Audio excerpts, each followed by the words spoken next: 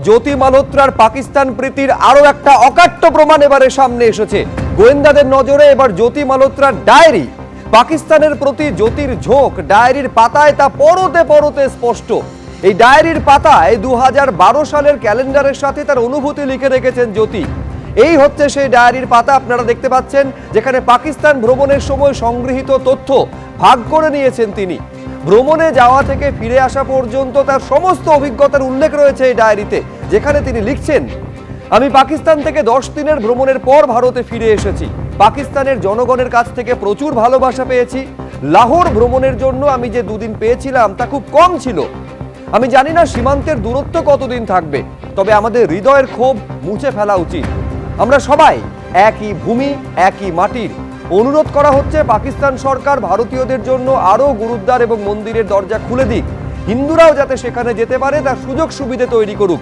এইটা হচ্ছে ডায়েরির সেই পাতা জ্যোতি মালহোত্রার, যেখানে তিনি তার পাকিস্তান ভ্রমণের অনুভূতির কথা উল্লেখ করেছেন। আমি আরো বিস্তারিত জানবো, সরাসরি কথা বলবো নিউজরুম থেকে আমাদের প্রতিনিধি রাজশ্রী দত্তগুপ্তর সঙ্গে। দুটো বিষয় রাজশ্রী এখানে গুরুত্বপূর্ণ। এক হচ্ছে এই যে লেখাটা ডায়েরিতে লিখছেন জ্যোতি মালহোত্রা, সেটা কোন সময়ের লেখা, আর দ্বিতীয়ত হচ্ছে ইতিমধ্যেই জ্যোতি মালহোত্রার ল্যাপটপ এবং মোবাইল ফোন সেটা ফরেনসিক পরীক্ষা করা হচ্ছে। তার মানে কিভাবে জ্যোতি মালহোত্রা পাকিস্তান এবং আইএসআই কে সাহায্য করেছেন গুপ্তচর বৃত্তির মাধ্যমে, তার অকাট্য প্রমাণ হিসেবে এইটা একটা গুরুত্বপূর্ণ তথ্য হতে পারে গোয়েন্দাদের কাছে, এই ডায়েরি এবং ডায়েরির পাতা। অবশ্যই হতে পারে, এবং এই ডায়েরির পাতায় কিভাবে কোন সময় কি কি তিনি নথিবদ্ধ করেছেন এবং এই লেখাগুলোর মধ্যে কি অভিব্যক্তি প্রকাশ পাচ্ছে তার মধ্যে থেকে কোনো রকম অন্য তথ্য বা তথ্যের ইঙ্গিত উঠে আসছে কিনা সেইগুলোই কিন্তু গোয়েন্দারা এখন বিশ্লেষণ করছেন। এবং এই যে তুমি বলছো কখন লেখা হয়েছে, কোন প্রেক্ষাপটে লেখা হয়েছে, এইগুলোই কিন্তু জ্যোতিকে জিজ্ঞাসাবাদ করে তারা জানারও চেষ্টা করছেন একই সঙ্গে।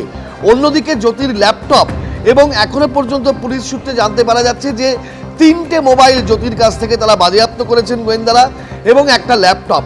এই 3টে মোবাইল ফোন এবং ল্যাপটপ এইটা কিন্তু তথ্যের ভান্ডার বলে মনে করা হচ্ছে, এবং গোয়েন্দারা এগুলো অ্যানালিসিস করছেন।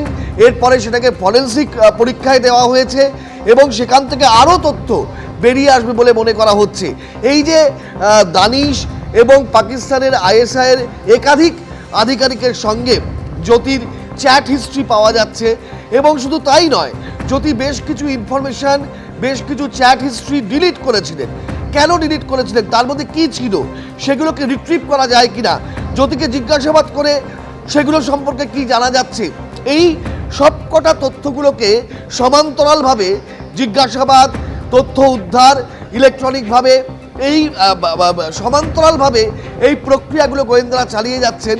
কারণ বিষয় একটাই, লক্ষ্য একটাই, যে কতটা ইনফরমেশান, কি ইনফরমেশান এবং কেন সেই সব ইনফরমেশান জ্যোতি পাচার করে থাকতে পারেন বা করেছেন, এবং সেই ইনফরমেশানগুলো কতটা ভাইটাল হতে পারে, এবং পরবর্তী সময় পাকিস্তান সেই ইনফরমেশানগুলোকে ওয়ার্কআউট করে কোনো অ্যাটাকের প্ল্যান করেছিল কিনা বা কোথাও কিছু ঘটিয়েছিল কিনা, সেইটাকেও কিন্তু একই বৃত্তে এনে তদন্তটা চলছে।